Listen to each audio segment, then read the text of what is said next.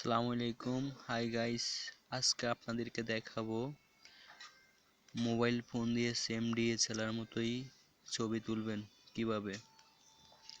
আমার স্ক্রিনে যে ছবিটা দেখতে পারছেন, আমার এই ছবিটা মোবাইল ফোন দিয়ে তোলা সেম ডিএসএলআর মতোই হয়েছে দেখুন।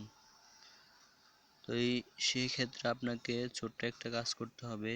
আপনাকে প্লে স্টোর থেকে একটা অ্যাপস ডাউনলোড দিতে হবে।